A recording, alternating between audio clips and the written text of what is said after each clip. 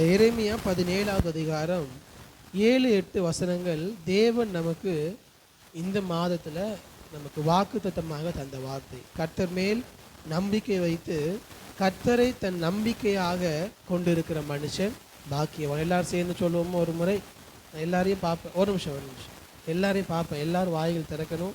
இந்த வசனம் தெரியாதவங்க பார்த்து வாசிச்சுக்கோங்க, பிரச்சனை இல்லை. அந்த நமக்கு டிஸ்பிளேல போட்டிருக்காங்க, தெரியாதவங்க நீங்கள் அதை பார்த்துக்கோங்க. எல்லாரும் சேர்ந்து அந்த வசனத்தை அறிக்கையிட்டு நாம் சொல்லுவோமா? கர்த்தர் மேல் நம்பிக்கை வைத்து கர்த்தரை தன் நம்பிக்கையாக கொண்டிருக்கிற மனுஷன் பாக்கியவான். மீண்டுமாக, கர்த்தர் மேல் நம்பிக்கை வைத்து கர்த்தரை தன் நம்பிக்கையாக கொண்டிருக்கிற மனுஷன் பாக்கியவான். ஹல்லேலூயா, ஹல்லேலூயா, ஆமென். இந்த காலை நேரத்தில் நாம் தியானிக்க போகிற ஒரே காரியம் கர்த்தர் மேல் நமக்கு இருக்கக்கூடிய நம்பிக்கை. கர்த்தரே என்னுடைய நம்பிக்கை என்கிற ஒரே காரியத்தை தான் இந்த காலை நேரத்தில் நாம் தியானிக்க இருக்கிறோம். அதிலும் குறிப்பாக இந்த எரேமியா 17வது அதிகாரம் 7-8 வசனங்களில் அவர் குறிப்பிட்டிருக்கிற அந்த காரியங்களை அடிப்படையாக கொண்டு தியானிப்பதற்கு பரிசுத்த ஆவியானவர் நமக்கு கிருபை தருவாராக. 5வது வசனத்திலிருந்து நாம் பார்க்கும் பொழுது 5-6 வசனங்களை நீங்கள் வாசித்து பார்த்தால் அதில் தேவன் மேல் நம்பிக்கை இல்லாமல் மனுஷன் மேல் நம்பிக்கை இருக்கிற ஒருவனுடைய வாழ்க்கை எப்படி இருக்கும் என்பதை 5-6 வசனங்களில் எரேமியா சொல்லுகிறார். நீங்கள் 5-6 வசனங்களை பாருங்கள். 5வது வசனத்தை ஒரு வாசியுங்கள். மனுஷன் மேல் நம்பிக்கை வைத்து மாம்சமானதை தன் புயபலமாக்கி கொண்டு கர்த்தரை விட்டு விலகுகிற இருதயமுள்ள மனுஷன் சபிக்கப்பட்டவன் என்று கர்த்தர் சொல்லுகிறார். அடுத்த வசனம்,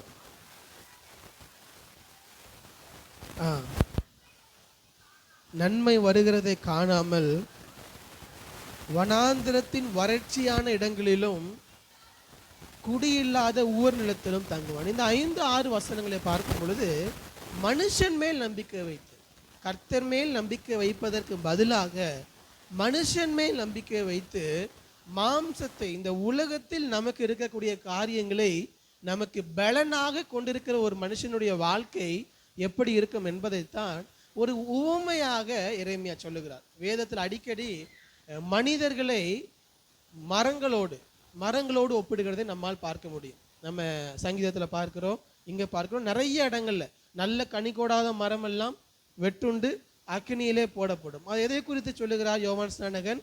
மனிதர்களை குறித்து. மனிதர்கள் அவருடைய வாழ்க்கையில் நல்ல கனிகளை கொடுக்கவில்லை என்றால் தேவன் அவர்களை நியாயத்தீர்ப்பின் நாளிலே நியாயத்தீர்ப்பு உண்டு என்பதைத்தான் அவர் சொல்லுகிறார். இதே போல் அநேக இடங்களில் நம்மை மரங்களின் சுபாவங்களோடு மரத்தோடு மனிதனை ஒப்பிடுவது வேதத்தில் அநேக இடங்களில் நம்மால் பார்க்க முடியும். அப்படிப்பட்ட ஒரு ஒப்புமையைத்தான் இந்த இடத்திலும் செய்கிறார். மனிதன் மேல் நாம் நம்பிக்கையாக இருக்கும் பொழுது அந்த ஒப்புமை நாம் எப்படிப்பட்ட மரமாக இருப்போம் என்றால் வறட்சியான இடத்தில் உள்ள ஒரு மரமாக இருப்போம். முதலாவது, வறட்சியான ஒரு இடம். அந்த இடத்தில் இருப்பது நமக்கும் சாபம்தான், அந்த இடத்திற்கும் சாபம். அதனால எந்த பயனும் இல்லை, எந்த பிரயோஜனமும் இல்லாத இடத்துல இருப்போம். ஒருவேளை நீங்க எந்த பிரயோஜனமும் இல்லாத ஒரு இடத்துல இருக்கிறீங்கன்னா நம் நம்பிக்கை யார் மீது இருக்கிறது என்பதை நாம் நினைத்து பார்க்க வேண்டும். தொடர்ந்து சொல்றாரு, நன்மை வருகிறதை காணாமல் வனாந்திரத்தின் வறட்சியான இடங்களில் குடியில்லாத உவர் நிலத்தில் தங்குவான். அதற்கு நன்மை என்று ஒன்று அவனுடைய வாழ்க்கையில் இருப்பதையே நம்மால் பார்க்க முடியாது. இப்படிப்பட்ட சூழ்நிலை தான் யாருடைய வாழ்க்கையில் இருக்கும் என்றால் மனுஷனை நம்பி வாழுகிற ஒரு வாழ்க்கை, மனிதர்களை நம்பி இருக்கிற ஒரு வாழ்க்கை, அல்லது மாம்சத்தை தன்னுடைய புயபலமாக கொண்டிருக்கிற ஒரு வாழ்க்கை இப்படிப்பட்ட வாழ்க்கையாகத்தான் இருக்கும். பிரயோஜனம் இல்லாத ஒரு வாழ்க்கை, நன்மை இல்லாத ஒரு வாழ்க்கை, எந்த ஒரு நன்மையும் பார்க்க முடியாத ஒரு வாழ்க்கை, வறட்சியான நிலத்தில் உள்ள ஒரு வாழ்க்கை, இப்படிப்பட்ட வாழ்க்கையாகத்தான் இருக்கும். ஆனால் அதற்கு மாறாக இன்னொரு ஒரு வாழ்க்கையும் எரேமியா குறிப்பிடுகிறார். அதுதான் நாம் வாசித்த இந்த மாத வாக்குத்தத்த வார்த்தை 7வது 8வது வசனம். கர்த்தர் மேல் நம்பிக்கையா இருக்கிறது. மனிதன் மேல் நம்பிக்கையாக இருக்கிறவன் ஒரு புறம் என்றால் அதற்கு மாறாக நாம் எப்படி இருக்க வேண்டும் என்று எரேமியா சொல்லுகிறார். கர்த்தர் மேல் நம்பிக்கையாக இருக்க வேண்டும். கர்த்தர் மேல் நம்பிக்கையாக இருக்கும் பொழுது நம்முடைய வாழ்க்கை எப்படிப்பட்ட வாழ்க்கையாக இருக்கும்? அதுதான் 8வது வசனம். அதைத்தான் இந்த காலை நேரத்தில் நாம் தியானிக்க போகிறோம். இந்த 8வது வசனத்தை தான். 8வது வசனத்தில் பாருங்க, அவன் தண்ணீர் அண்டையில் நாட்டப்பட்டதும் கால்வாய் ஓரமாக தன் வேர்களை விடுகிறதும் உஷ்ணம் வருகிறதை காணாமல், ஃபேன் போட்டுக்கலாம் பின்னாடி, பின்னாடி தேவைன்னா ஃபேன் போட்டுக்குவோம். தண்ணீர் அண்டையில் நாட்டப்பட்டதும் கால்வாய் ஓரமாக தன் வேர்களை விடுகிறதும் உஷ்ணம் வருகிறதை காணாமல் இலை பச்சையா இருக்கிறதும் மழை தாழ்ச்சியான வருஷத்திலும் வருத்தமின்றி கனி கொடுக்கிறதுமான மரத்தை போல இருப்பான். 4 காரியங்களை இந்த இடத்தில் எரேமியா சொல்லுகிறார். 4 காரியங்கள் வேகமாக நமக்கு இருக்கக்கூடிய நேரத்தில் நாம் தியானித்து ஜபிக்க பரிசுத்த ஆவியானவர் நமக்கு கிருபை தருவாராக. எல்லாரும் அந்த 8வது வசனத்துல உங்களுடைய கவனம் இருக்கட்டும். அந்த 4 காரியங்களை உங்களோடு பகிர்ந்து கொண்டு, இந்த 4 காரியத்தில் தேவன் மீது உங்களுடைய நம்பிக்கை இருக்கிறதா என்பதை தியானித்து நாம் ஜெபித்து முடிக்க பரிசுத்த ஆவியானவர் நமக்கு கிருபை தருவாராக. முதலாவது 8வது வசனத்தினுடைய முதல் பகுதி எல்லாரும் பாருங்க, பார்க்கலாம். 8வது வசனத்தின் முதல் பகுதி என்ன சொல்லியிருக்கிறது? எல்லாரும் வாசிங்க. போதும். என்ன சொல்லியிருக்கிறது? அவன் தண்ணீர் அண்டையில் நாட்டப்பட்டது. யார்? கர்த்தர் மேல் நம்பிக்கையாக இருக்கிற ஒரு மனுஷன் 4 காரியங்கள் அவனுடைய வாழ்க்கையில தேவன் தருகிறார். முதலாவது என்னது? அவன் தண்ணீர் அண்டையில் நாட்டப்பட்டது. தண்ணீர் அண்டையில் நாட்டப்பட்டதுமான ஒரு மரம். முதலாவது நான் சொல்ல விரும்புகிற காரியம், சின்ன பிள்ளைங்க இருக்கிறாங்கன்னா கொஞ்சம் வேணா பின்னாடி வச்சுக்கோங்க, அவங்களுக்கு மற்றவங்களுக்கு இடையூறு இல்லாமல் கடைசியில் வச்சுட்டீங்கன்னா ஓகே. ஸோ முதலாவது தண்ணீர் அண்டையில் நாட்டப்பட்ட ஒரு மரம். தண்ணீர் அண்டையில் நாட்டப்பட்ட மரம் என்று சொல்லும் பொழுது, ஒரு மரத்தை நாம் எங்கு விதைக்கிறோம், எங்கு அந்த மரம் விதைக்கப்படுகிறது என்பது யாருடைய கருத்தில் இருக்கிறது என்றால், அந்த விவசாயினுடைய கருத்தில் இருக்கிறது. யார் அந்த விதையை விதைக்கிறானோ அவனுடைய கருத்தில் இருக்கிறது. உங்களுக்கு ஒரு சிலருக்கு இதே போல் செடிகள்லாம் நட்டு பழக்கம் இருக்கலாம், ஒரு சிலருக்கு பழக்கம் இல்லாமல் இருக்கலாம். ஆனாலும் கூட ஓரளவுக்கு நமக்கு தெரியும் எந்த இடத்தில் ஒரு செடியை நம்ம வைப்போம், எந்த இடத்தில் வைப்போம். எங்க தண்ணி நல்லா இருக்குது, வேற எதெல்லாம் பார்த்து ஒரு இடத்துல வைப்போம். மண் நல்ல மண்ணா, இந்த செடி வளர்வதற்கு இந்த மண்ணில் வளர முடியுமா? ஒரு சில செடிகள் என்ன பண்ணாது, நம்ம இடங்கள்ல வளராது, அப்படிதானே? ஆப்பிள்லாம் நம்ம இடத்துல வச்சா வளராதுல்ல, வளராது. ஸோ அப்போ எந்த செடியை எந்த இடத்துல வைக்கணுங்கிறத என்ன பண்ணுவோம், ஒரு விவசாயி யோசித்து அந்தந்த இடத்துல வைப்போம். ஒரு சில செடிகளுக்கு எப்பொழுதும் தண்ணீர் ஊற்றி கொண்டே இருக்க வேண்டும். ஒரு சில செடிகளுக்கு தண்ணீர் ஊற்றவே தேவையில்லை, அது என்ன பண்ணிடும், வளர்ந்து விடும். இப்படி நிறைய செடிகள், ஒவ்வொரு செடிகளுடைய தன்மை வேற வேற மாதிரி இருக்கும். அந்த விவசாயி என்ன பண்ணுவான்னா, அந்த செடியை எந்த இடத்தில் வைத்தால் அந்த செடி நன்றாக வளரும் என்பது அந்த விவசாயிக்கு தெரியும். அவன் என்ன பண்ணுவான், அந்த செடியை சரியான இடத்துல கொண்டு போய் என்ன பண்ணுவான், நாட்டி வைப்பான். அப்போ கர்த்தர் மேல் நம்பிக்கையாக இருக்கும் பொழுது முதலாவது நாம் நம்ப வேண்டிய, தேவன் நம்மிடத்தில் எதிர்பார்க்கிற நம்பிக்கை என்னவென்றால், முதலாவது trust God with the place where he plants you. தேவனிடத்தில் நம்பிக்கையாக இருக்க வேண்டும். எதில் என்றால், அவர் நம்மை எங்கே நாட்டி இருக்கிறாரோ அதில் தேவன் மேல் நம்பிக்கையாக இருக்க வேண்டும். ஹல்லேலூயா.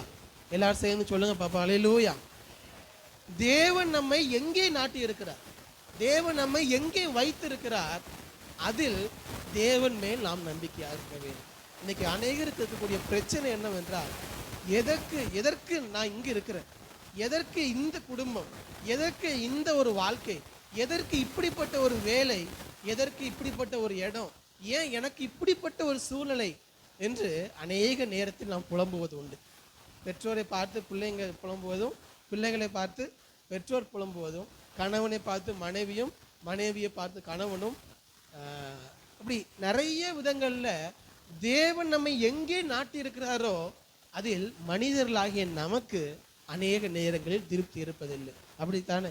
எத்தனை பேர் இன்னைக்கு சொல்றீங்க, ஏன் நான் இப்படிப்பட்ட ஒரு இடத்துல இருக்கணும், ஏன் இந்த ஊர்ல நான் ஏன் இருக்கணும்? இது எல்லாவற்றிற்கும் தேவன் உங்களை எந்த இடத்தில் நாட்டி இருக்கிறாரோ அதற்கு ஒரு நோக்கம் உண்டு. ஹல்லேலூயா. தேவன் உங்களை எங்க வைத்திருக்கிறாரோ, எந்த குடும்பத்தில் வைத்திருக்கிறாரோ, எந்த அப்பா அம்மாவுக்கு நம்மை பிள்ளைகளாக வைத்திருக்கிறாரோ, எந்த பிள்ளைகளை நமக்கு தந்திருக்கிறாரோ, எந்த சபையில் நம்மை வைத்திருக்கிறாரோ, இந்த சூரப்பேட்டில் எதற்கு நம்மை வைத்திருக்கிறாரோ, நாம் எந்த வேலை ஸ்தலத்துல வேலை பார்க்கிறோமோ எல்லாவற்றிலும் தேவன் நம்மை எங்க நாட்டணுமோ அந்த இடத்துல தான் நாட்டி வைத்திருக்கிறார். ஹல்லேலூயா. எத்தனை பேருக்கு அந்த விசுவாசம் இருக்கிறது? ஆமென்.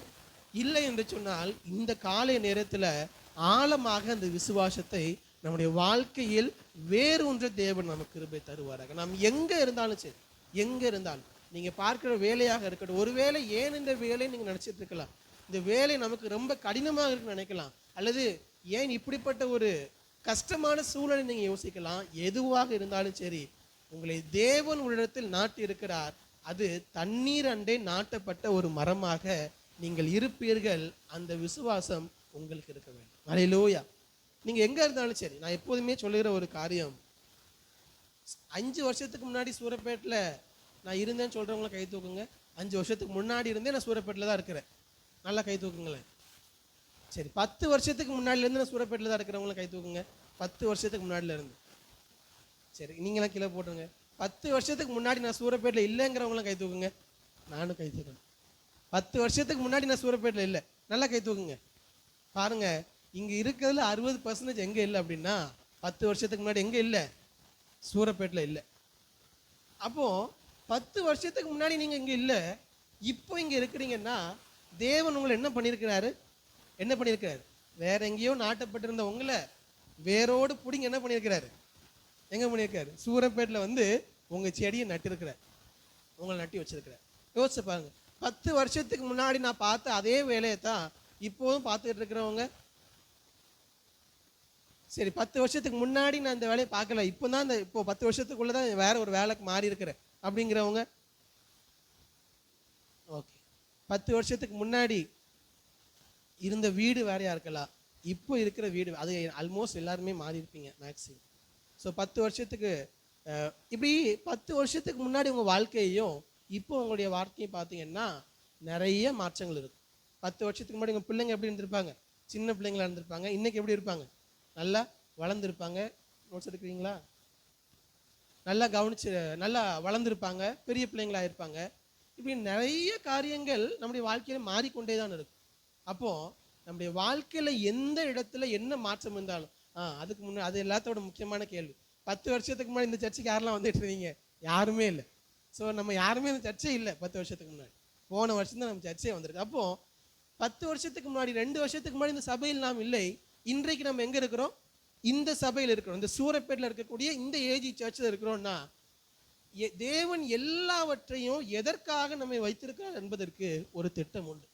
ஸோ எந்த இடத்தில் தேவன் நம்மை வைத்திருக்கிறாரோ அதில் தேவன் மேல் நம்பிக்கையோடு நாம் இருக்க தேவன் நம்மிடத்தை எதிர்பார்க்கிறார். ஏனென்றால் எங்கே வைத்திருந்தாலும் சரி, எங்கே வைத்திருந்தாலும், எந்த வேலை ஸ்தலமாக இருந்தாலும் சரி, எந்த இடமாக இருந்தாலும் சரி, எந்த தெருவாக இருந்தாலும் சரி, ஈவன் நீங்க நினைக்கலாம், ஏன் இந்த வீட்டில் இருந்தேன்னு கூட நீங்க நினைக்கலாம், வேற ஒரு வீடு கிடைச்சிருக்கலாமே நினைக்கலாம். ஆனால் தேவன் எந்த வீட்டிலையும் சரி, எந்த இடத்துலையும் சரி, அவர் தண்ணீர் அண்டை நம்மை நாட்டி வைத்திருக்கிறார். அல்லேலூயா. அவர் எங்கே நம்மை நாட்டி வைத்திருக்கிறாரோ அது தேவ சித்தத்தின்படி தான் வைத்திருக்கிறார். அந்த இடத்தில் நாம் இருப்பதற்கு தேவன் மேல் முழுவதுமாக அவரை சார்ந்து கொண்டு நம்பிக்கையோடு நாம் வாழ வேண்டும். தேவன் நம்ம இடத்துல அதை மட்டும்தான் எதிர்பார்க்கிறார். புலம்பலோடு வாழ்வதே அல்ல. தேவன் நம்மை எங்கே வைத்திருக்கிறாரோ நம்பிக்கையோடு அந்த இடத்துல இருக்க வேண்டும். தேவன் நம்ம எங்கே வைத்திருந்தாலும் சரி. கடந்த வாரத்தில் ஒருத்தர்கிட்ட பேசிகிட்டு இருந்தேன். இப்போ நம்ம சர்ச்சுக்கு அவங்க வரல, முன்னாடி வந்துட்டு இருந்தவங்க. சர்ச்சில் நானே தான் கால் பண்ணேன். அவங்க இப்போ வேற ஒரு சர்ச்சுக்கு போயிட்டு இருக்கிறாங்க, எனக்கு தெரியும். தெரிஞ்சுதான் கால் பண்ணேன். அவர் என்னுடைய ஃபோனை எதிர்பார்க்கவே இல்லை, நான் ஃபோன் பண்ணணும்னு நினைக்கவே இல்லை. ஏன்னா வேறு சர்ச்சுக்கு போயிட்டோம், அதனால பாஸ்டர் என்ன நினைப்பாங்கன்னு சொல்லி பேசணும். ஆனாலும் நான் சொன்னேன், நீங்கள் இங்கே இருந்தாலும் சரி, இப்போ ஆண்டவர் உங்களை என்ன பண்ணியிருக்கிறார்? இன்னொரு சபையில் கொண்டு போய் வச்சிருக்கிறார். எந்த சபையில் ஆண்டவர் உங்களை வைத்திருக்கிறாரோ அந்த சபையில் என்ன பண்ணுங்க, நீங்கள் நாட்டப்பட்ட மரமாக உறுதியாக நிலைத்திருங்க. திருப்பி அங்கேருந்து என்ன பண்ணாதீங்க, வேற ஒரு சர்ச்சுக்கு போகாதீங்க. இப்படி மாறி மாறி போயிட்டே இருந்தீங்கன்னா உங்களுக்குன்னு ஒரு குடும்பம் என்ன செய்யாது, இருக்காது. அந்த ஒரு பாண்டிங் உங்களுக்கு கிடைக்காது. அதனால அந்த சபையிலாவது நீங்கள் என்ன பண்ணுங்கன்னு நிரந்தரமாக அங்கேயே இருங்க, அதுதான் உங்கள் குடும்பத்துக்கு நல்லது அப்படின்னு சொன்னேன். சரிப்பா, ரொம்ப சந்தோஷம் பேசுகிறேன்.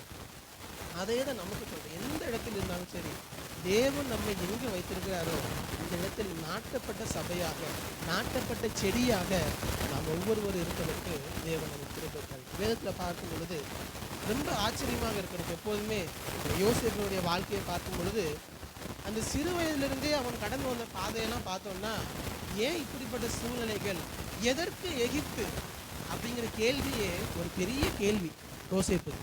ஏன் எகிப்துக்கு நான் போக வேண்டும்? எங்கள் அப்பா அம்மா கூட எப்படி இருந்தார்? ரொம்ப சந்தோஷமாக இருந்தார். எதற்கு எகிப்து என்ற கேள்விக்கு யோசேப்பினுடைய புரிதலை பார்க்கும் பொழுது எனக்கு ரொம்ப ஆச்சரியமாக இருந்தது. யாராவது ஒருவர் வாசியுங்கள். ஆதியாகமம் 45வது அதிகாரம், ஆதியாகமம் 45 7வது வசனத்தை வாசிங்க. பூமியிலே வாசிங்க. பூமியிலே உங்கள் வம்சம் அழியாதிருக்க உங்களை ஆதரிக்கிறதற்காகவும் பெரிய ரட்சிப்பினால் உங்களை உயிரோடை காப்பதற்காகவும் தேவன் என்னை உங்களுக்கு முன்னமே அனுப்பினார். போதும். ஸோ அப்போ பாருங்க, அவங்களுடைய சகோதரர்கள் எல்லாரும் எப்படி அனுப்பிச்சாங்க? அவரை குழியில போட்டு, அவன் வீட்டில் இருக்கக்கூடாது, அவன் இருந்தாலும் நமக்கு நல்லது கிடைக்காதுன்னு சொல்லி அவனை அடித்து கொல்லணும்னு நினச்சவங்க சரி போனால் போதும் என்ன பண்ணாங்க? அடிமையாக விற்று போட்டாங்க. அடிமையாக எகிப்து இஸ்மவேல் இடத்துல விற்று போட்டார்கள். அப்படித்தான் யார் போனா? யோசேப்பு எகிப்துக்கு போனான். ஆனால் அப்படி போன யோசேப்பு தான் என்ன வார்த்தையை சொல்லுறார் பாருங்க. எவ்வளவு மெச்சூராக பேசுறாங்க, எவ்வளவு முதிர்ச்சியான வகையில் யோசேப்பினுடைய வார்த்தைகள் இருக்குது பாருங்க. 7வது வசனத்தில், பூமியிலே உங்கள் வம்சம் அழியாமல் இருப்பது. யாருடைய வம்சம்? யார் அவனை குழியில தூக்கி போட்டாங்களோ, யார் அவனுக்கு விரோதமாக செயல்பட்டார்களோ அவர்களை பார்த்து தான் சொல்றான், உங்கள் வம்சம் அழியாமல் இருப்பதற்காகவும் உங்களை ஆதரிக்கிறதற்காகவும் உங்களை உயிரோடு காப்பதற்காகவும் தேவன் என்னை உங்களுக்கு முன்னமே அனுப்பினார். தேவனா அனுப்பினாரு? மனித கண்களால் பார்க்கும் பொழுது தேவனா அனுப்பினாரு? இல்லை. அவனுடைய சகோதரர்கள் கொஞ்சம் காசுக்கு என்ன பண்ணிட்டாங்க? அவனை விற்று போட்டார்கள். எவ்வளவு கஷ்டமா இருந்திருக்கும் யோசிச்சு பாருங்க. நன்றாக இருக்கக்கூடிய ஒரு வாழ்க்கையில் இருந்து நமக்கு துரோகம் செய்து 4 பேர் கடினமான ஒரு இடத்துக்கு நம்ம அனுப்பும் பொழுது எவ்வளவு வேதனையாக இருக்கும். அந்த துரோகத்தை நம்மால் வாழ்க்கை முழுவதும் நம்மால் ஜீரணிக்க முடியுமா? யோசிச்சு பாருங்க, முடியவே முடியாது. அது மாத்திரம் இல்லை, அடுத்த வசனத்தில் பாருங்க, 8வது வசனத்தில், ஆதலால் நீங்கள் அல்ல, தேவனே என்னை இவ்விடத்திற்கு அனுப்பினார். அதுதான் எல்லா சூழ்நிலையிலும் தேவன் மேல் நமக்கு இருக்கக்கூடிய நம்பிக்கை. நீங்க உங்களுடைய வாழ்க்கையில எந்த இடத்தில் தேவன் உங்களை நாட்டி இருக்கிறாரோ அந்த இடத்துல ஒரு சில மனிதர்கள் மூலமாக கூட நீங்க அந்த கடினமான சூழ்நிலைக்குள்ளாக போயிருக்கலாம், கஷ்டமான சூழ்நிலையை அனுபவித்து கொண்டிருக்கலாம். ஆனால் ஒன்று மாத்திரம் நிச்சயம், நீங்கள் அல்ல, உங்களை அந்த இடத்துல அந்த சூழ்நிலையில் வைத்தவர்கள் அல்ல, தேவனே உங்களை அங்கே நாட்டி இருக்கிறார். தேவனே உங்களை அங்கே வைத்திருக்கிறார். அந்த விசுவாசம் நம்ம ஒவ்வொருவருடைய வாழ்க்கையிலும் இன்னும் ஆழமாக இருக்க தேவன் நம்ம கிருபை தருவாராக. ஸோ ஒவ்வொரு நாளும் எல்லா காரியத்திலும் தேவன் நம்ம எங்க வைத்திருக்கிறாரோ, எந்த சபையில் வைத்திருக்கிறாரோ, எந்த குடும்பத்தில் வைத்திருக்கிறாரோ அந்த இடத்தில் தேவன் மேல் முழு விசுவாசத்தோடு, தேவன் என்னை எங்க தான் வைத்திருக்கிறார்? தண்ணீர் அண்டை நாட்டப்பட்ட ஒரு இடத்தில் தான் தேவன் என்னை வைத்திருக்கிறார். மனிதர்கள் யாரும் அல்ல, நான் இருக்கிற இந்த இடம் தேவன் எனக்கு தந்த இடம், தேவன் தந்த குடும்பம், தேவன் தந்த வேலை, தேவன் தந்த சபை, தேவன் தந்த வீடு, எல்லாமே தேவன் தான் நம்மை ஒரு இடத்துல வைத்திருக்கிறார். யாருக்கு என்றால் கர்த்தர் மேல் முழு நம்பிக்கையாக இருக்கிற மனுஷன். ஹல்லேலூயா. நீங்க போனது நிமித்தம், நீங்க இருப்பது நிமித்தம் அந்த இடம் ஆசீர்வதிக்கப்படும். யோசேப்பு போனது நிமித்தம் பாருங்க, எகிப்து தேசம் முழுவதும் என்ன பண்ணுச்சு? ஆசீர்வதிக்கப்பட்டது.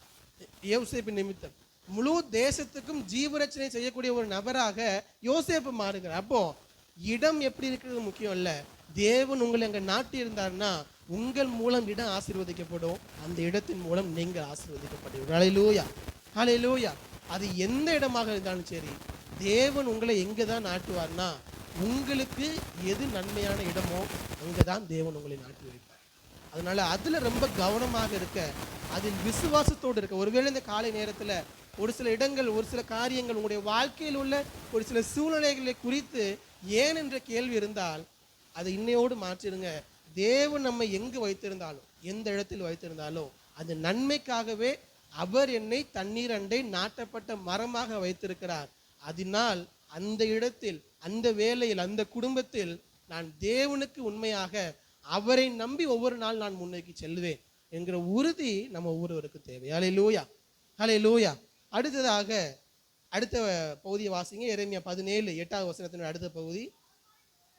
கால்வாய் ஓரமாய் தன் வேர்களை விடுகிறது. போதும். முதலாவது நான் சொன்னேன், அவன் தண்ணீரண்டை நாட்டப்பட்ட மரம். தண்ணீரண்டை நாட்டப்பட்டது என்று சொல்லும் பொழுது நாம் எங்கே தேவன் நம்மை வைத்திருக்கிறாரோ அதில் தேவன் மேல் நம்பிக்கையோடு இருக்கக்கூடிய ஒரு வாழ்க்கை. இரண்டாவதாக சொல்லியிருக்கிறார், என்ன சொல்லுகிறார்? கால்வாய் ஓரமாய் தன் வேர்களை விடுகிறது. ஸோ ரெண்டாவது, தேவன் மேல் முழுமையாக நாம் நம்ப வேண்டிய ஒரு காரியம் என்னவென்றால், இந்த வேர்கள் எதற்காக, வேர்கள் எந்த அளவுக்கு வளருகிறதோ அதை பொறுத்து தான் என்ன இருக்குது, மரத்தினுடைய உறுதி தன்மை இருக்குது, வளர்ச்சி இருக்கிறது. வேர்களே போகவில்லை என்றால் மரம் உறுதியா இருக்குமா? இருக்காது. வேர்கள் எந்த அளவுக்கு ஆழமாக செல்லுகிறதோ, பறந்து விரிந்து செல்லுகிறதோ அதை பொறுத்து தான் மரம் என்ன பண்ணும், உறுதியாக இருக்கும். அதே பொறுத்து தான் மரத்தினுடைய வளர்ச்சியும் இருக்கும். மரத்தினுடைய உறுதித்தன்மையும் வளர்ச்சியும் அந்த வேர்களை பொறுத்து தான் இருக்கு. அப்போ ரெண்டாவதாக நாம் தேவன் மேல் நம்பிக்கையாக இருக்க வேண்டிய மிக முக்கியமான ஒரு காரியம், தேவன் நம்முடைய வாழ்க்கையில நம்முடைய வளர்ச்சிக்கு, நம்முடைய எதிர்காலத்திற்கு, நம்முடைய எதிர்காலத்தின் உறுதித்தன்மைக்கு, நிரந்தர தன்மைக்கு தேவனை நம்பி இருக்கிறீர்களா? அடுத்ததாக உங்களுடைய வாழ்க்கையின் எல்லா தேவைகளுக்கும் தேவனை மாத்திரம் நம்பி இருக்கிறோம். ஏனென்றால் ஒரு மரத்திற்கு தேவையான எல்லாமே எதின் மூலமாக தான் வரும் என்றால், சின்ன பிள்ளைங்க தானே கொஞ்சம் மாற்றுங்க, எல்லாரும் அங்கே தான் கவனிச்சிட்டு இருக்கிறாங்க. ஸோ இந்த வேர்களின் மூலமாகத்தான் அந்த மரத்துக்கு தேவையான எல்லா கனிம வளங்களும் என்ன பண்ணும் அப்படின்னா மரத்துக்கு போகும். இந்த மரத்துக்கு தேவையான எல்லா விட்டமின்ஸும் வேர்கள் மூலமாக தான் மண்ணிலிருந்து வரும். அப்போ நாம் ஒவ்வொரு நாளும் கால்வாய் ஓரமாக தன் வேர்களை விடுகிற மரமாக நாம் எப்போ இருக்கணும்னா, நம்முடைய வாழ்க்கையின் நிரந்தர தன்மை, ஸ்திரத்தன்மை, நம்முடைய வாழ்க்கையின் எல்லா தேவைகளுக்கும் நாம் தேவனை சார்ந்திருக்க வேண்டும். இந்த காலை நேரத்தில் உங்கள் முன்பதாக நான் வைக்க விரும்புகிற ஒரு கேள்வி, உங்களுடைய வாழ்க்கையின் எதிர்காலம் எத்தனை பேருக்கு கேரண்டீடாக இருக்கு? என்னுடைய எதிர்காலத்தில் எந்த பிரச்சனையும் இல்லை, ஃபினான்ஷியலாக எந்த பிரச்சனையும் இல்லை பாஸ்டர், என்னுடைய தனிப்பட்ட வாழ்க்கையில் மன ரீதியாக எனக்கு எந்த பிரச்சனையும் இல்லை, மென்டலி ஸ்டேபிளாக இருக்கும், ஸ்டெபிலிட்டியாக இருக்கும், ஃபினான்ஷியலாக ஸ்டேபிளாக இருக்கிறோம். யாராவது சொல்ல முடியுமா ஸ்டேபிளாக இருக்கணும், எனக்கு ஒரு நிரந்தரமான ஒரு எதிர்காலம் இருக்குதுன்னு? இந்த உலகத்தில் யாராலையும் சொல்ல முடியாது. எந்த மனிதனாலும் இந்த உலகத்தில் எனக்கு நிரந்தரமான எதிர்காலம் இருக்கிறது, உறுதியான எதிர்காலம் இருக்கிறது என்று எந்த மனிதனாலும் சொல்ல முடியாது. எவ்வளோ பணம் இருந்தாலும் சரி, எவ்வளோ நபர்கள் நமக்கு கூட இருந்தாலும் சரி, எது இருந்தாலும் நமக்கு உறுதித்தன்மை, நிரந்தரம் என்பது இந்த உலகத்தில் எந்த மனிதனாலும் கிடையாது, எந்த பணத்தாலும் கிடையாது. ஒருவேளை இந்த காலை நேரத்தில் அது கிடைக்கும் நீங்கள் நம்பிட்டு இருந்தீங்கன்னா தயவு செய்து உங்களை மாற்றிக்கொள்ளுங்க, தயவு செய்து உங்களை மாற்றிக்கொள்ளுங்க. அது இந்த உலகத்தில் நமக்கு கிடைப்பதற்கு வாய்ப்பே இல்லை, தேவனிடத்தில் மட்டும்தான் நமக்கு உண்டு. அல்லேலூயா, எல்லாரும் சேர்ந்து சொல்லுங்க அல்லேலூயா. தேவனுடைய சமூகத்தில் மட்டும்தான், நாம் அவர் மேல் நம்பிக்கையாக இருக்கும் பொழுது மட்டும்தான் நம்முடைய வாழ்க்கையில் ஒரு உறுதித்தன்மை மனிதனுக்கு கிடைக்கும். நம்முடைய வாழ்க்கையின் அந்த உறுதித்தன்மைக்கு நாம் தேவனை மாத்திரம் சார்ந்திருக்கக்கூடிய ஒருவனாக, ஒரு குடும்பமாக நம்முடைய குடும்பம் இருக்க வேண்டும். ஒருவேளை ஒரு சில காரியங்கள், ஒரு சில தேவைகளின் மத்தியில் தேவனை நம்ப முடியாமல் உங்களுடைய வாழ்க்கை இருக்கும் என்று சொன்னால், நீங்க தயவாக இந்த காலை நேரத்தில் அதை யோசிங்க. எந்தெந்த காரியத்திலெல்லாம் தேவனை உறுதியாக நம்மால் பிடித்து கொள்ள முடியவில்லை, தேவன் மேல் நான் நம்பிக்கையாக இருக்க முடியவில்லை, இந்தந்த தேவைகளுக்கெல்லாம் தேவனை சார்ந்து கொள்ள முடியவில்லை என்றால், நீங்க தயவு செய்து எந்தெந்த இடத்திலெல்லாம் என்னால் தேவனை சார்ந்து கொள்ள முடியவில்லை என்பதை யோசித்து அந்தந்த இடங்களில் தேவன் மேல் நம்பிக்கையாக இருக்க பரிசுத்த ஆவியானவர் நமக்கு கிருபை தருவாரார். ஏனென்றால் நாம் கால்வாய் ஓரமாக வேர்களை விடுகிற மரமாக இருப்பதைத்தான் தேவன் நம்முடைய வாழ்க்கையை விரும்புகிறார். ஒவ்வொரு நாளும் நம்முடைய எல்லா தேவைகளுக்கும் அவரை சார்ந்து கொண்டு வாழ்வதைத்தான் தேவன் நம்மிடத்தில் எதிர்பார்க்கிறார். அல்லேலூயா. வேதத்தில் எத்தனையோ உதாரணங்கள் நம்மால் கொடுக்க முடியும், எத்தனையோ உதாரணங்கள். இஸ்ரவேல் ஜனங்கள் எடுத்துக்கொள்ளுங்க, ஒவ்வொரு நாளும் சாப்பாட்டுக்கு யாரை தான் அவங்க பார்த்து கொண்டு இருந்தாங்க? தேவனை தான் பார்த்தாங்க. ஒவ்வொரு நாளும் ஒவ்வொரு வேலை உணவிற்கும் அவங்களுடைய வாழ்க்கையில் என்ன தேவைகளாக இருந்தாலும், தண்ணி தேவையா மற்ற என்ன தேவையாக இருந்தாலும் எல்லாவற்றிற்கும் யாரை தான் சார்ந்து கொண்டு இருந்தார்கள் என்றால் தேவனை மாத்திரம் தான் சார்ந்து கொண்டிருந்தார். அதுதான் கால்வாய் ஓரமாக தன் வேர்களை விடுகிற மரம். எல்லா தேவைகளுக்கும் தேவன் ஒருவரையே சார்ந்திருக்கிற வாழ்க்கை, நம்முடைய வாழ்க்கையின் எதிர்கால உறுதித்தன்மைக்கு, ஸ்திரத்தன்மைக்கு அவரையே சார்ந்திருக்கிற வாழ்க்கை. அதுக்கு ரொம்ப சிம்பிளான எக்ஸாம்பிள், உங்கள் பிள்ளைகளோட எதிர்காலம் உங்கள் கையில் இருக்குன்னு யாராவது சொல்ல முடியுமா? உங்கள் கையில் எத்தனை கோடிகள் இருந்தாலும் சரி, என்னுடைய பிள்ளைகளுடைய எதிர்காலம் என் கையில் இருக்குன்னு சொல்ல முடியுமா? முடியாது. யாராலும் சொல்ல முடியும். அப்படி யாராவது சொன்னீங்கன்னா ஃபஸ்ட்டு நீங்கள் வாங்க, உங்கள் கூட தனியாக பேசணும். உங்களை கொஞ்சம் உங்கள் மனசில் இருக்கக்கூடிய தப்பான கண்ணோட்டத்தை மாற்றணும். ஏன்னா எந்த குழந்தையினுடைய எதிர்காலமோ பெற்றோருடைய கையில் இல்லை. அதுக்கு நம்ம என்ன பண்ணணும்னா தேவன் ஒருவரை தான் சார்ந்திருக்க வேண்டும். நம்முடைய வாழ்க்கையின் உறுதித்தன்மையோ நிரந்தரமோ இந்த உலகத்தில் எதனாலும் என்ன பண்ணவே முடியாது அப்படின்னா நமக்கு தரவே முடியாது. ஒருவேளை நீங்களாகவே உங்கள் பிள்ளைய எதிர்காலத்தை நல்லா கொண்டு வந்துடலாம் நினச்சிட்டு இருந்தீங்கன்னா உங்களுக்கும் தான் இந்த வார்த்தை. அவர்களுடைய உறுதித்தன்மையும் நிரந்தரமும் கேரண்டி லைஃப்பும் உங்கள் கையில் இல்லை. அதை நினச்சி என்ன பண்ணாதீங்க. தேவையில்லாமல் யோசிச்சு நீங்கள் கவலைப்படாதீங்க. அதுக்கு மாறாக நீங்கள் என்ன பண்ணணும் அப்படின்னா கர்த்தரே தன் நம்பிக்கையாக கொண்டிருக்கிற மனுஷன் பாக்கியம். கர்த்தர் மேல் நம்பிக்கையை வைத்து கர்த்தரே தன் நம்பிக்கையாக கொண்டிருக்கிற மனுஷன் பாக்கியம். உங்களுடைய பிள்ளைகளுக்காக யோசிக்கிறீங்களா? கர்த்தர் மேல் நம்பிக்கையா இருங்க. உங்களுடைய வாழ்க்கையினுடைய உறுதித்தன்மை அவராக இருக்கட்டும், பிள்ளைகளாக அல்ல, அவராக இருக்கட்டும். உங்களுடைய வாழ்க்கையின் உறுதித்தன்மைக்காக யோசிச்சுட்டு இருக்கீங்களா? நம்முடைய வாழ்க்கையில் அடுத்தடுத்து என்ன செய்ய போகிறோம், அடுத்தடுத்த தேவைகளை எப்படி சந்திக்க போகிறோம், இப்படி எல்லா காரியத்தையும் யோசிச்சுட்டு இருந்தீங்கன்னா எல்லாவற்றிற்கும் தேவன் சொல்லுகிறது ஒன்னே ஒன்று தான். உங்களுடைய வாழ்க்கையின் எல்லா எதிர்காலத்தின் தேவைகளுக்கும் சரி, நிரந்தர தன்மைக்கு உறுதித்தன்மைக்கு உங்களுடைய ஸ்டெபிலிட்டி உங்கள் கையில் இல்லை, it is in God's hand. அவரை மாத்திரம் சார்ந்திருக்கும் பொழுதுதான். Trust God with meeting your needs and your stability of your future. அதற்கு தேவன் ஒருவரைத்தான் நாம் சார்ந்திருக்க வேண்டும். ஹல்லேலூயா. அடுத்ததாக மூன்றாவது சொல்லுகிறார், வாசிங்க அடுத்த பகுதியை, 8வது வசனத்தினுடைய அடுத்த பகுதி. உஷ்ணம் வருகிறதை காணாமல் போதும், இலை பச்சையா இருக்கிறது. முதலாவது சொல்லியிருக்கிறார் தண்ணீர் அண்டையில் நாட்டப்பட்டது. தேவன் நம்ம எங்கே வைத்திருக்கிறாரோ அதில் தேவன் மேல் நாம் நம்பிக்கையாக இருக்க வேண்டும். இரண்டாவதாக சொல்லுகிறார் கால்வாய் ஓரமாக வேர்களை விடுகிறது. தேவன் நம்முடைய எல்லா தேவைகளுக்கும், நம்முடைய எதிர்கால ஸ்திரத்தன்மைக்கு மனிதர்களையோ பணத்தையோ நம்மையோ அல்ல, தேவனை மட்டும் சார்ந்து கொண்டிருக்க தேவன் நம்மிடத்தில் எதிர்பார்க்கிறார். மூன்றாவதாக உஷ்ணம் வருகிறதை காணாமல் இலை பச்சையா இருக்கிறது. எத்தனை பேருக்கு உஷ்ணம் பிடிக்கும்? உஷ்ணம்னா என்னது, வேற ஒன்றும் இல்லை, வெப்பம், அதிக வெப்பம். எத்தனை பேருக்கு பிடிக்கும்? யாருக்குமே பிடிக்காது, அப்படிதானே? ஆனால் வெப்பம் இல்லாமல் ஒரு மனிதனால் வாழ்ந்துட முடியுமா? எப்போதுமே குளிராகவே இருக்குது, வாழ்ந்துட முடியுமா? குளிர் பிரதேசத்தில் இருக்கிறவங்க தான் தெரியும். கொஞ்சமாவது வெயில் வராதான் என்ன பண்ணிட்டு இருப்பாங்க, கஷ்டப்பட்டுட்டு இருப்பாங்க. ஸோ அப்போ எப்படி நமக்கு வெப்பமாக இருக்கிறது உஷ்ணமாக இருக்கிறது பிடிக்கலையோ அதே போல தான் யார் அப்படின்னா செடிகளுக்கும் அதே தான். வெப்பம் என்பது உஷ்ணம் என்பது செடிகளுக்கு என்ன கிடையாது, விரும்புகிற ஒன்று கிடையாது. ரொம்ப வெப்பமாக இருக்கும்பொழுது செடி என்ன ஆயிரும், காஞ்சு போயிடும், காஞ்சு கருகிறோம், அதனால நாம் வளராமல் போயிடும். தேவன் நமக்கு அடுத்ததாக சொல்லக்கூடிய வார்த்தை என்னவென்றால் உஷ்ணம் வருகிறதை காணாமல் எப்படி இருக்குமா, இலை பச்சையா இருக்கும். தேவன் சொல்லுகிற வாக்கு தத்தம், தேவன் சொல்லுகிற வார்த்தை இந்த காலை நேரத்தில் உங்களுக்கு என்னவென்றால் உஷ்ணம் வராதுங்கிறது தேவன் நமக்கு சொன்ன வார்த்தை அல்ல. தேவன் நமக்கு சொன்ன வார்த்தை என்ன? உஷ்ணம் வரும், ஆனால் உஷ்ணம் வந்தாலும் உஷ்ணத்தினுடைய விளைவு, அந்த வெப்பத்தினுடைய விளைவு என்ன? செடி என்னாகும் இல்லை, வெப்பம் அதிகமாக இருக்கும்போது செடி என்னாகும், கருகி விடும். வெப்பம் இருக்கிறது, உஷ்ணம் வருகிறது, ஆனால் செடி என்ன பண்ணாது, கருகாது. இலை எப்படி இருக்குமா, பச்சையா இருக்கும். அதுதான் தேவனை நம்பி இருக்கிற நமக்கு தேவன் தருகிற வார்த்தை.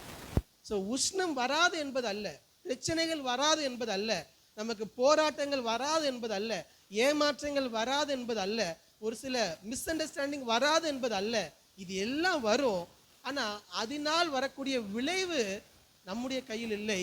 அதனால் வரக்கூடிய விளைவுகளை தேவன் ஒருபோது என்ன பண்ண மாட்டார்னா நம்முடைய வாழ்க்கையை விட மாட்டார். உஷ்ணம் வந்தாலும் நம்முடைய செடிகள் எப்படி தான் இருக்கும் அப்படின்னா இலைகள் பச்சையாகத்தான் இருக்கும். ஹல்லேலூயா, ஹல்லேலூயா. ஸோ நமக்கு எந்த சூழ்நிலையாக இருந்தாலும், நம்முடைய வாழ்க்கையின் எந்த கடினமான சூழ்நிலையாக இருந்தாலும், எப்படி செடிகளுக்கு உஷ்ணம் என்பது ஒரு கடினமான சூழ்நிலையோ அதே போல தேவனை நம்பி இருக்கிற நம்ம ஒவ்வொருவருக்கும் நம்ம எல்லாருடைய வாழ்க்கையிலும் நாம் சந்திக்கிற கடினமான சூழ்நிலைகள் உண்டு. பாஸ்டர், எனக்கு எந்த கடினமான சூழ்நிலையுமே இல்லை, ஒவ்வொரு நாளும் வெறுமன நான் நினைப்பது மட்டும்தான் என்னுடைய வாழ்க்கையில் நடந்து கொண்டு இருக்கிறது அப்படின்னா நாம் யாருமே இருக்க முடியாது. அப்படிப்பட்ட ஒரு வாழ்க்கை இந்த உலகத்துல எந்த மனிதனுக்கும் கிடையாது. எந்த சூழ்நிலையாக இருந்தாலும், எந்த மனிதனாக இருந்தாலும், நாம் கடந்து போகிற வாழ்க்கையில் ஒரு சில கடினமான சூழ்நிலைகள் வரத்தான் செய்யும். கடினமான சூழ்நிலைகளை நாம் கடந்து சென்றுதான் ஆக வேண்டும். அதனால கடினமான சூழ்நிலையே வரக்கூடாதுன்னு ஆண்டவர்கிட்ட கேட்கக்கூடாது, கேட்கவும் முடியாது. அப்படி ஆண்டவர் தருகிறதும் இல்லை.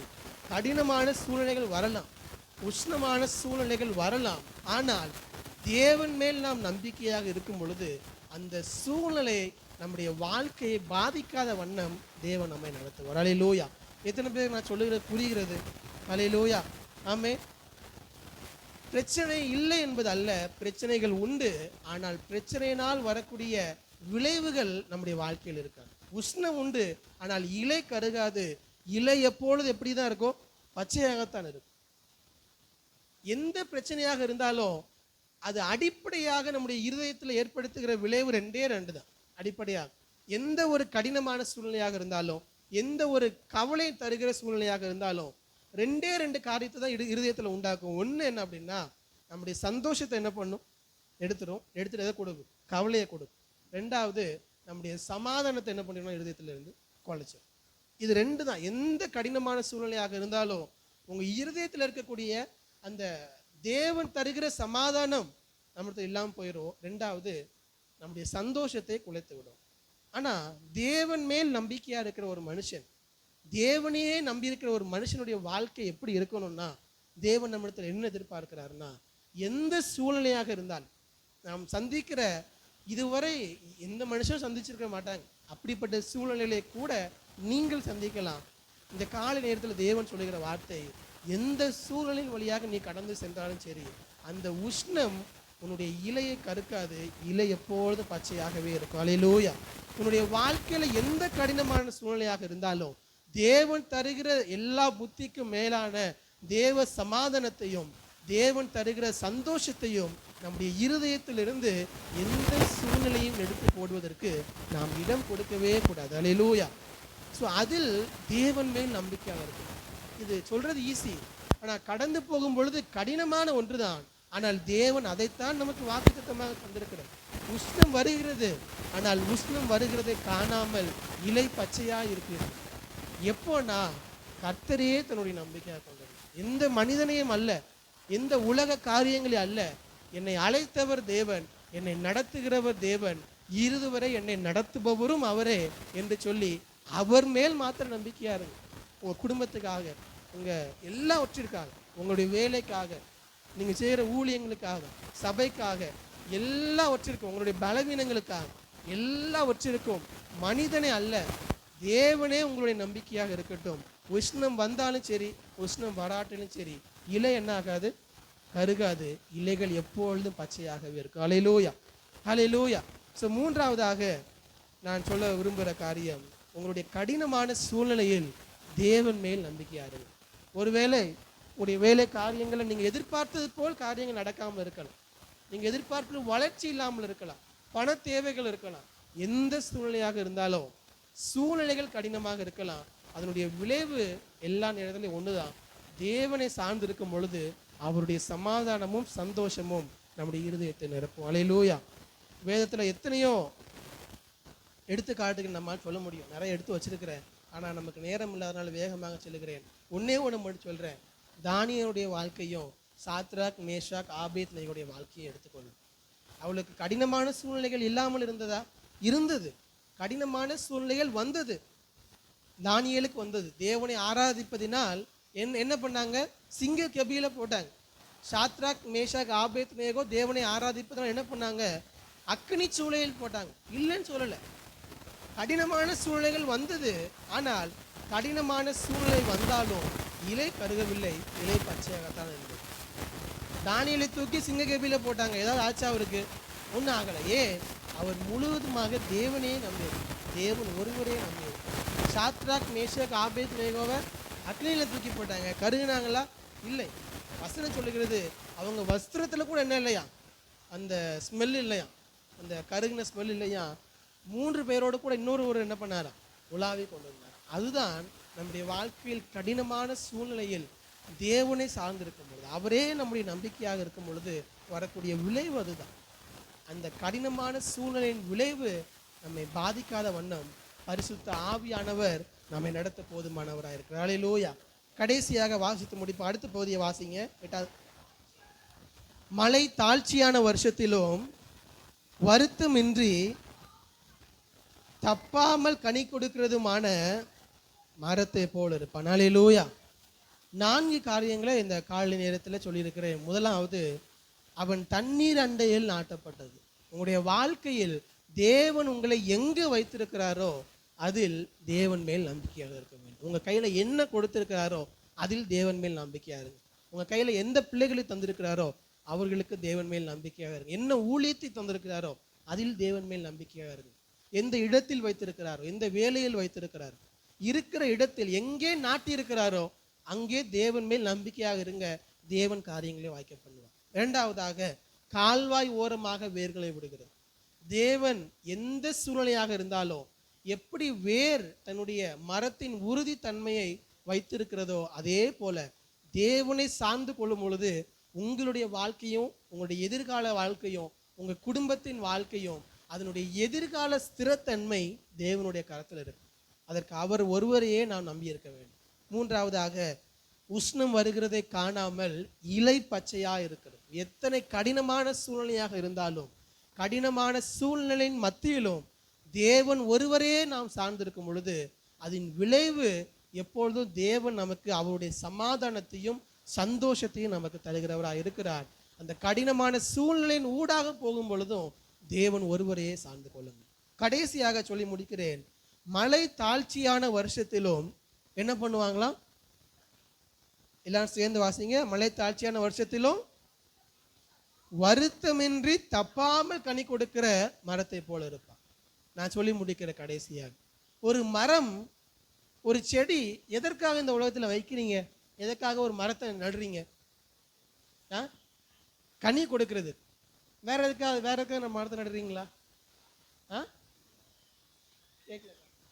காற்று வரணும். ஓகே, அப்படியே யாரும் நட்டுருக்கீங்களா?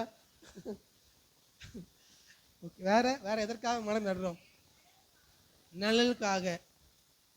வேற. ஆனால் நான் நினைக்கிறேன் இது எல்லாம் இருக்கு. இன்னும் மரத்தை வளரும் பொழுது அதனுடைய விறகுகள் என்ன பண்ணுவோம்? வுட் எடுத்துப்போம். இதெல்லாம் இருந்தாலும் அடிப்படையாக அது எதுவுமே நம்ம மனசில் நோக்கமாக இருக்காது. அதுலேருந்து நமக்கு என்ன கிடைக்கணும்?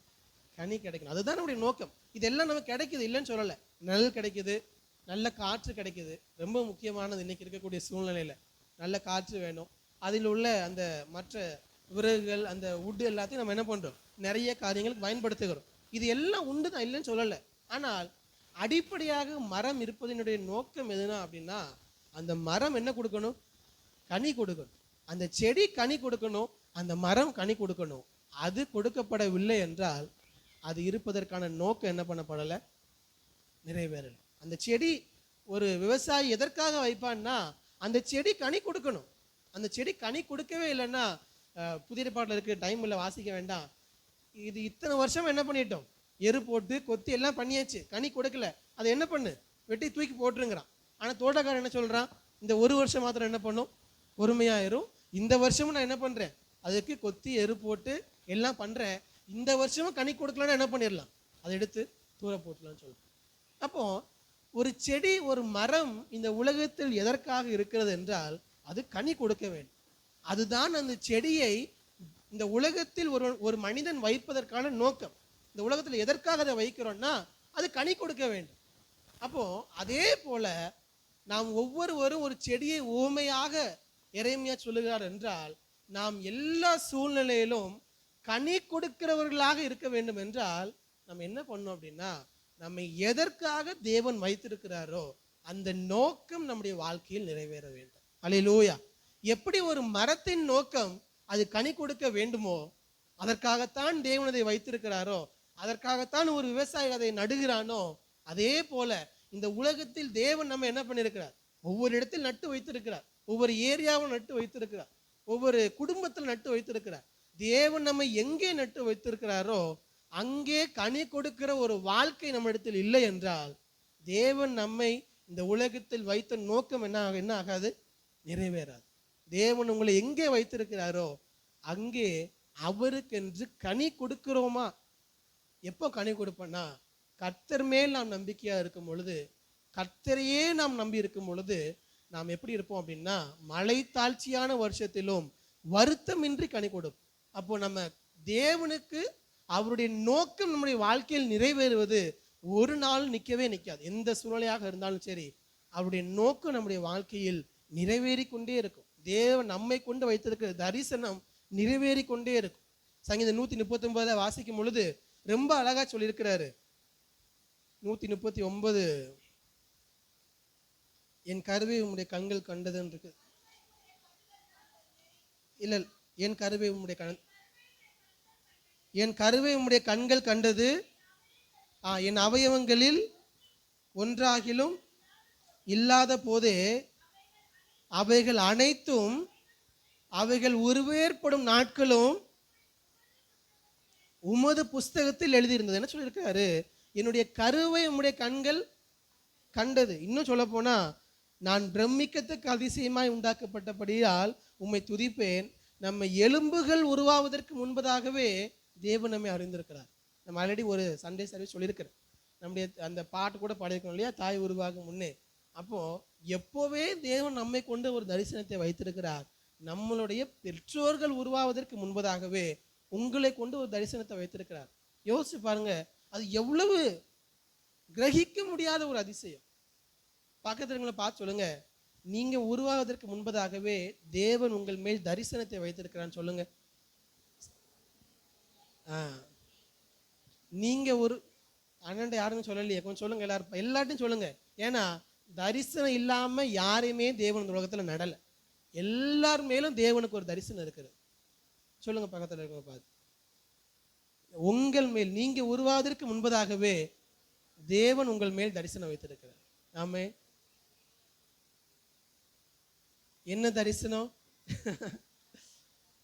நாம் ஒவ்வொருவருடைய வாழ்க்கையிலும் அவருடைய சித்தத்தை நிறைவேற்றுவது. அதுதான் கடந்த வாரத்தில் நம்முடைய சபையின் தரிசனத்தை டீட்டெயிலாக உங்களுக்கு எக்ஸ்பிளைன் பண்ணேன். நம்முடைய சபையின் தரிசனம் என்ன, எல்லாம் சேர்ந்து சொல்லுங்க பார்க்கலாம். இந்தியாவிலும் குறிப்பாக சூரப்பேட்டிலும் தேவனுடைய ராஜ்யத்தை ஸ்தாபிப்பதே நம்முடைய சபையின் தரிசனம். அப்போ நான் சொன்னது, நம்ம ஒவ்வொருவருக்கும் தேவனுடைய ராஜ்யத்தை ஸ்தாபிப்பதில் என்ன உண்டு? பங்கு உண்டு. நாம் ஒவ்வொருவரும் நம்மை தேவன் எந்த நிலையில் வைத்திருக்கிறாரோ, என்ன தாளந்துகளை வைத்திருக்கிறாரோ, நமக்கு என்ன கிருபைகளை தந்திருக்கிறாரோ, அதன் அடிப்படையில் நம்மால் இயன்ற ஊழியத்தை செய்து கொண்டே இருக்க வேண்டும். நம்மால் என்ன செய்ய முடியும்? தேவன் நமக்கென்று என்ன நோக்கத்தை வைத்திருக்கிறார், எதற்கு இந்த குடும்பத்தில் வைத்திருக்கிறார், அந்த குடும்பத்தில் நாம் ஆசீர்வாதமாக இருக்கணும். அந்த குடும்பத்திற்கு எதற்கு இந்த சபையில் வைத்திருக்கிறார், இந்த சபைக்கு நாம் ஆசீர்வாதமாக இருக்கணும். எதுக்கு இந்த சூரப்பேட்டில் வைத்திருக்கிறார், இந்த சூரப்பேட்டுக்கு நம்ம ஆசீர்வாதமாக இருக்கணும். எதுக்கு தமிழ்நாட்டில் வைத்திருக்கிறார், தமிழ்நாட்டுக்கு நம்ம ஆசீர்வாதமாக இருக்கணும். சென்னைக்கு ஆசீர்வாதமாக இருக்கணும். அப்போ தேவ ராஜ்யம் நம் மூலமாக கட்டப்படுகிறது என்றால் நம்முடைய வாழ்க்கை கனி கொடுக்கிற ஒரு வாழ்க்கையாக இருக்கும். அவ்வளோதான், சிம்பிள். அப்போ தேவனே நாம் நம்பி இருக்கும் பொழுது, அவரையே நாம் சார்ந்திருக்கும் பொழுது, நாம் மழை தாழ்ச்சியான வருஷத்துல எப்படி இருப்போம் அப்படின்னா, வருத்தமின்றி தப்பாமல் கனி கொடுக்கிறவர்களாக. அப்போ உங்களால தேவ ராஜ்யம் எந்த வகையிலும் கட்டப்படலைன்னா, நம்மை அறியாமலேயே நாம் படைக்கப்பட்ட நோக்கமே தெரியாமல் நாம் இந்த உலகத்தில் வாழ்ந்து கொண்டிருக்கிறோம். அங்கிள் எப்போதுமே சொல்லுவாங்க, வெந்ததை தின்னோம் சொல்ல வேண்டாம். ஸோ நிறைய பேருடைய மனநிலை அப்படித்தான் இருக்கிறது. அதற்கு அல்ல, அதற்காகவே ஒரு செடியை ஒரு விவசாயி வைக்கிறான், அது வளர்ந்தா வளரட்டும், வளரலாம் அது பாட்டு என்ன பண்ணட்டும் போகட்டும். அப்படி எந்த விவசாயம் என்ன பண்றது இல்லை, செடியை வைப்பது அல்ல. அதே போலதான் தேவனும் யாரையுமே, ஒரு நபரை கூட அவருடைய தரிசனம் இல்லாமல், நோக்கம் இல்லாமல் இந்த உலகத்தில் அவர் உருவாக்குவதே இல்லை. தாய் உருவாவதற்கு முன்பதாகவே, நீங்கள் கருவில் உருவாவதற்கு முன்பதாகவே உங்களை குறித்த தேவனுடைய தரிசனம் இருக்கிறது.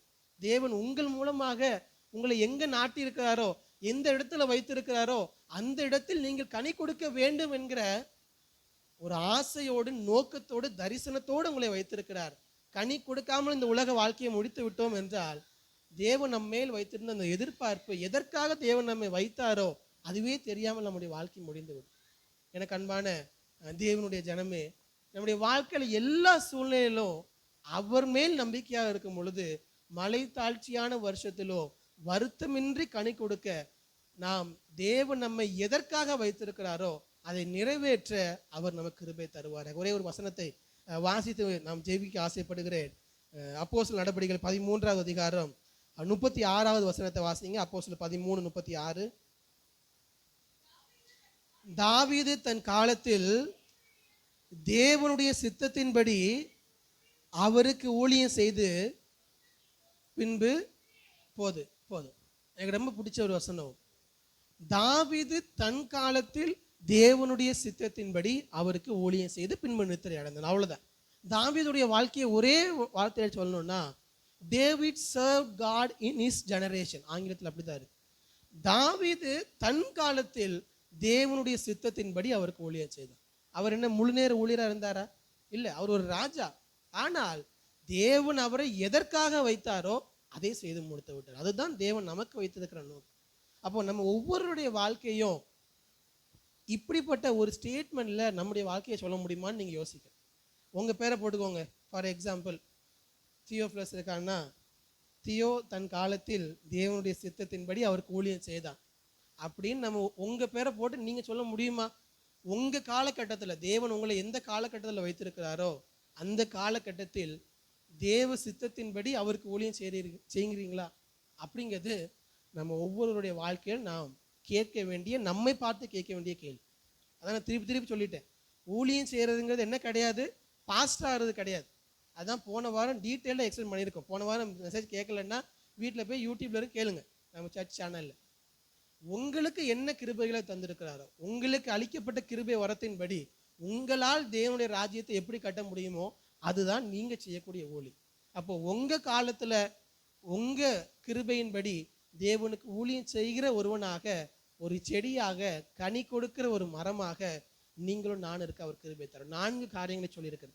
இந்த 4 காரியத்தில் அவர் ஒருவரையே சார்ந்திருக்க, அவரே நம்முடைய நம்பிக்கையாக இருக்க பரிசுத்த ஆவியான கிருபை தருவார். முதலாவது, நம்முடைய வாழ்க்கையில் எந்த இடத்தில் நாட்டப்பட்டிருக்கிறோமோ அதில் தேவன் மேல் நம்பிக்கையாக இருக்க வேண்டும். 2வது, நம்முடைய வாழ்க்கையில எல்லா தேவைகளுக்கும் எதிர்கால ஸ்திரத்தன்மைக்கு அவரையே சார்ந்திருக்க வேண்டும். 3வது, அந்த வசனத்தில் அடுத்த பகுதி என்னது, எந்த ஒரு கடினமான சூழ்நிலையாக இருந்தாலும் சரி அது நம்மை பாதிக்காமல் இருப்பதற்கு தேவனையே நாம் சார்ந்திருக்க. கடைசி பகுதி, நம்முடைய வாழ்க்கையில் தேவன் நம்மை எதற்காக வைத்திருக்கிறாரோ அந்த நோக்கம், தரிசனம் நிறைவேறுவதற்கு அவரையே நாம் நம்பி இருக்க. இந்த 4 காரியத்திலையும் அவரையே நாம் நம்பி இருக்க தேவன் அதிகமாக நம்ம இடத்துல எதிர்பார்க்கிறார். ஸோ அவரையே நம்பி இருப்போம். கர்த்தர் மேல் நம்பிக்கை இருக்கட்டும், கர்த்தரே நம்முடைய நம்பிக்கையாக இருக்கட்டும். நம்ம ஒவ்வொருவரையும் அவர் ஆசீர்வதித்து வழி நடத்த போதுமானவராக இருக்கிறார். எல்லாரும் கண்களை மூடி, இருக்கிற இடங்கள்ல கண்களை மூடி ஒரு விஷயம் ஜெபித்து முடிப்போம். ஆண்டவரை பார்த்து நம்ம சொல்லி முடிக்க போகிறோம். இருக்கிற இடங்கள்ல ஒரே ஒரு நிமிடம் எழும்பி நின்று ஜெபித்து முடிப்போம். அவரை பார்த்து சொல்லுங்க, ஆண்டவரே ஒருவரையே நான் நம்புவேன். ஆண்டவரே, என்னுடைய வாழ்க்கையின் எல்லா சூழ்நிலையிலும் என்னை நீர் எங்கே நாட்டி வைத்திருக்கிறீரோ, என்னுடைய வாழ்க்கையின் எந்த உஷ்ணமான சூழ்நிலையாக இருந்தாலும், மழை தாழ்ச்சியான வருடங்களிலோ நான் வருத்தமின்றி கனி கொடுக்கணும்னா உண்மையே நான் நம்பி இருக்கணும். ஆண்டவரே,